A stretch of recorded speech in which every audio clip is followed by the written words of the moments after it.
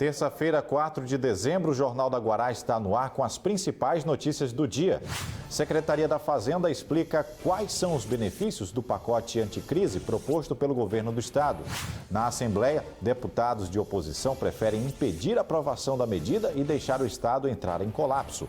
Policiais do Maranhão impedem fuga de mais de 14 integrantes da quadrilha que assaltou um banco em Bacabal. E ainda, a magia do Natal, a Vila Encantada montada no centro de São Luís. Tudo isso e muito mais agora. A Assembleia deve votar amanhã o que o Executivo Estadual chama de pacote anticrise. Isso representa uma série de medidas para reagir aos efeitos da crise econômica nacional. Entre elas está a criação do cheque Cesta Básica. É um programa de distribuição de renda para os mais pobres.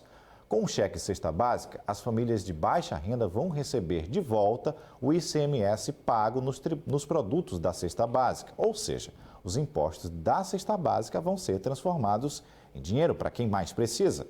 O pacote também prevê a redução de impostos para micro e pequenas empresas e o fim do IPVA para a compra de motos de até 100 cilindradas. Todos os estados brasileiros estão realizando ajustes fiscais para enfrentar a crise financeira. No Maranhão, o governo enviou para a Assembleia Legislativa um projeto de lei com medidas de reajuste, chamado de pacote anticrise. O projeto de lei é para aumentar o ICMS de combustíveis e bebidas, mas também traz outros benefícios que, segundo o governo, serve para combater os efeitos da crise econômica. O estado do Maranhão perdeu 1 bilhão e 500 milhões de reais ao longo desses anos. Há a necessidade de dar continuidade aos serviços públicos, inclusive ampliar o investimento do Estado. Por outro lado, esse pacote traz um conjunto de medidas, de benefícios aos cidadãos que precisam ser compensados por exigência da Lei de Responsabilidade Fiscal. Então, há uma série de benefícios que são concedidos, isenções e reduções de carga tributária, e para compensar algumas outras medidas de ajustes em relação a alíquotas. De acordo com o projeto de lei, a alíquota do óleo diesel terá ajuste de 0,5% na carga tributária, mas ainda assim será menor do que é praticado em outros estados. Também sofrerão alterações a gasolina para 28,5%, os refrigerantes para 25% e a cerveja para 28,5%. A medida segue padrões internacionais de tributação. Outras medidas estão sendo chamadas de inteligência fiscal. Por exemplo, serão beneficiadas mais de 100 mil empresas no Maranhão, que vão deixar de pagar o ICMS. Isso vale para as micro e pequenas empresas que faturam até R$ 120 mil por ano. Bom, o pacote ele tem uma série de medidas de incentivos fiscais visando a geração de emprego, visando a geração de renda, visando a melhoria das condições de vida do cidadão. E para compensar, inclusive, as perdas de recursos que seriam transferidos, que deveriam ter sido transferidos pela União, a perda de 1,5 bilhão de reais. E para compensar essas medidas de incentivo fiscal às empresas e aos cidadãos, ele tem alguns ajustes de alíquota que nos colocam ainda no padrão médio de tributação em relação aos demais estados do país. Mais de 45 mil motoristas também deixarão de pagar o IPVA. Além disso, a multa por atraso cai de 30% para 20%. O pacote também criou o programa de parcelamento de multas de trânsito, o que ajuda os contribuintes a ficar em dia com os débitos e estimula toda a economia. Segundo o secretário, as medidas são fundamentais para que os serviços continuem funcionando e os investimentos sigam sendo feitos no Maranhão. Nós temos três grandes benefícios sendo concedidos nessa proposta de ajuste fiscal. A primeira grande medida é um benefício a cerca de 100 mil microempresas, micro e pequenas empresas no estado.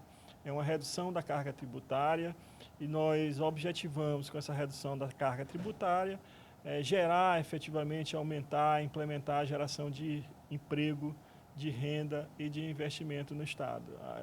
grande maioria das empresas do Estado são micro e pequenas e que são beneficiadas por essa medida.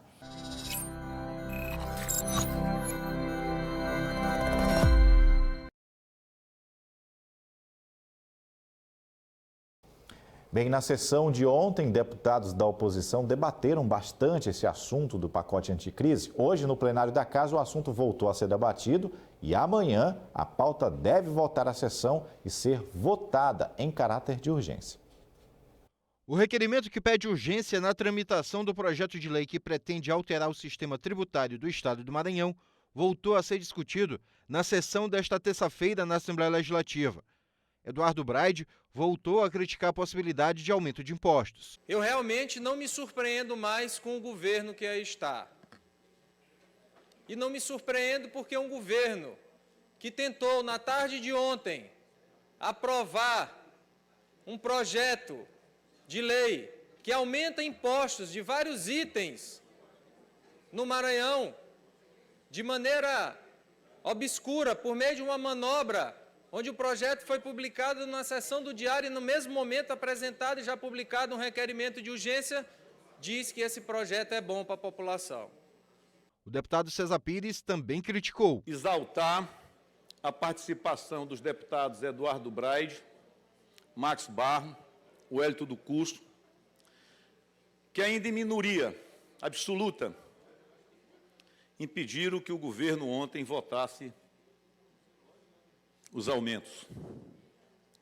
De ordem subrepetícia, o governo colocou aqui projeto para votar, contrariando tudo aquilo que pregou durante a sua campanha política. Mas isso é muito pouco, deputado Eduardo.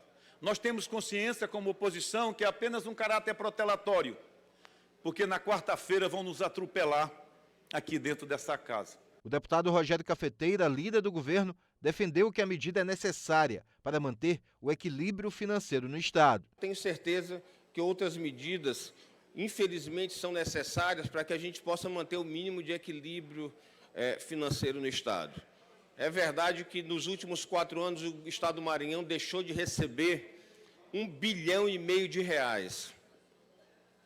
Então, é óbvio que precisa de uma gestão competente para que a gente possa não entrar num colapso econômico como vários estados entraram. Hoje é comum você abrir o jornal, abrir a internet e ver uma série de estados que não conseguem pagar nem seus funcionários em dia, não conseguem pagar o 13º. O Rio Grande do Sul nunca, nos 4 anos, pagou o 13º em dia para os seus funcionários.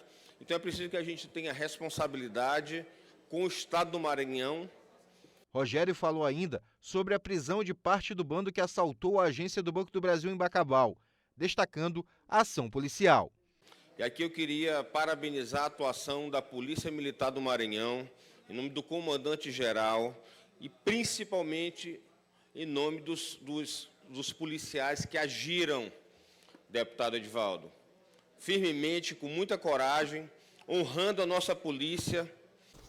Bem, da Assembleia seguimos para a Câmara Municipal de São Luís, onde, além do projeto Escola Sem Partido, que é polêmico, mas que ainda terá audiências de debate com a sociedade, temos o assunto saúde aqui da capital. Ana Tereza, boa noite para você.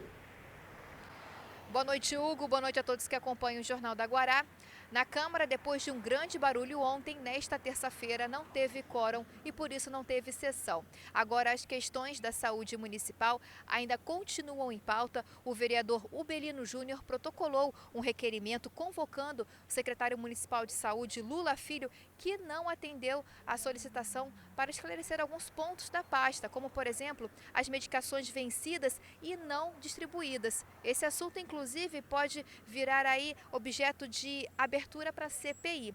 Bom, o vereador Marquinhos pediu vistas e o vereador Ubelino Júnior vai formalizar essa denúncia no Ministério Público. Sobre a votação da LOA, a previsão, segundo a comissão da LOA, é que ela entre em pauta para votação no próximo dia 12, mas a comissão aguarda o posicionamento do presidente da casa, o vereador Astro Diogo. Hugo, eu volto com você aí no estúdio.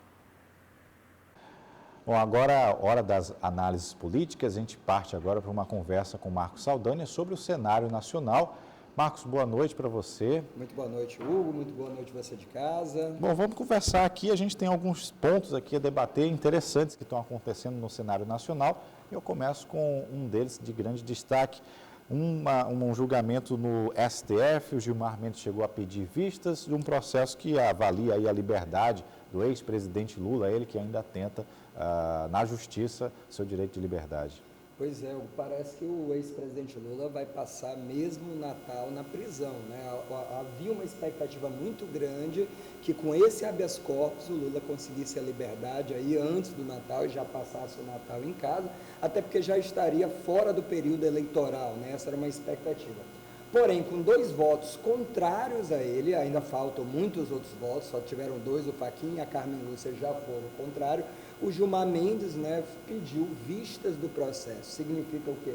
Que ele pediu mais tempo para examinar o processo, avaliar, considerando a importância do processo todo. E aí o que acontece agora? Com esse pedido de vista, tem que esperar para voltar para a pauta de votação. Ele disse que volta aí talvez esse ano, mas muito mais provavelmente ano que vem. Ou seja, o Gilmar Mendes, que é acostumado por soltar muita gente, parece que não está muito animado para deixar o Lula passar as festas de fim de ano em casa, né? Oh, que coisa, né? Bom, TSE também abrindo julgamento, fazendo análises e justamente com o presidente eleito Jair Bolsonaro. Qual é a situação que está acontecendo no TSE?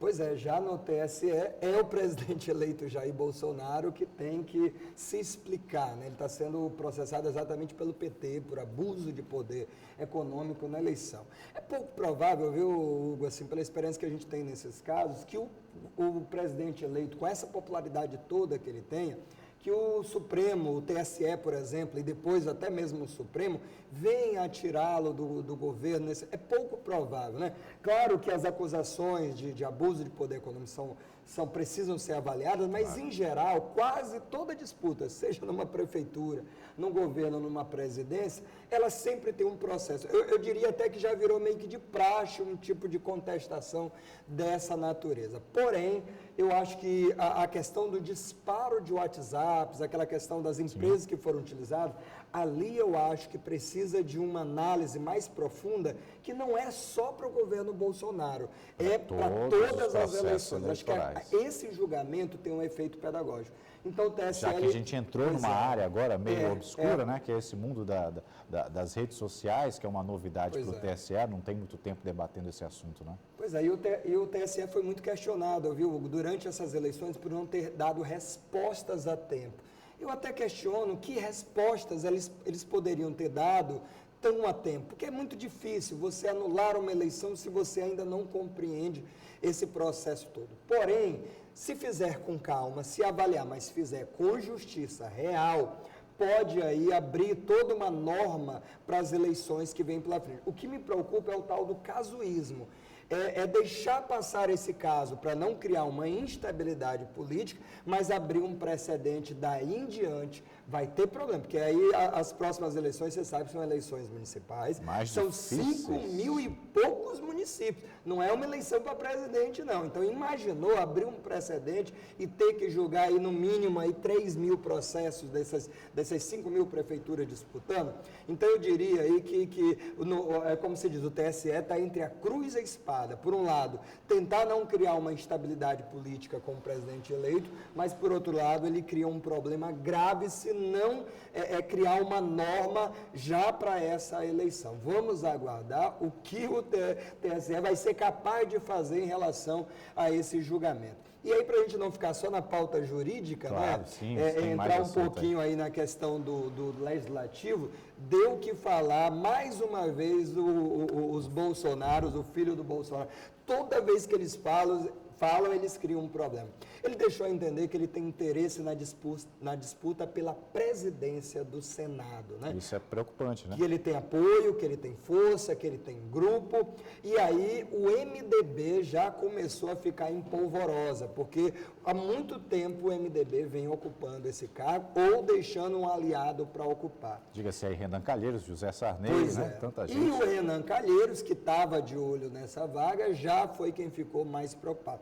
Mas eu diria que tem um efeito moral também perigoso, né, Hugo? Por mais, eu nem vou questionar a competência, nem vou entrar no mérito, mas soaria muito estranho você ter um presidente, o pai presidente e o filho presidindo o Senado. É como se o Executivo e o Legislativo tivesse, né, com um clã. Eu acho moralmente delicado. Não, né? Eu acho que é preciso repensar. Em nome da governabilidade, inclusive, você pode fazer manobras e tudo que evitem esse tipo de coisa. Quer dizer, você tem que saber a hora de avançar e a hora de ceder. Eu diria que a presidência do país já está de bom tamanho, né? Mais do que isso, sobretudo num governo que tem a pecha de ser autoritário, tem essa coisa, o risco de cair numa ditadura, esse tipo de atitude é um pouco complicada, né? Eu não sei se vale a pena. Mas já que ele já deu esse, deu esse discurso, deixou escapar essa vontade, esse objetivo, pode ser que nada disso seja impedido, né? Pois é, e ele já criou aí uma crise. O MDB é um partido que está tentando se recompor, se reconstruir, e eu tenho dito, a novidade do governo Bolsonaro vai ser se ele conseguir colocar o MDB na oposição. Aí é novidade. Mas não sei se ocupar o Senado, um filho dele, é a melhor forma de fazer isso. É isso então, Marcos Saldanha. Obrigado pelos esclarecimentos. Aqui, Obrigado. uma boa noite para você. Boa noite. Bom, e a gente segue com outras informações. A gente volta no próximo bloco.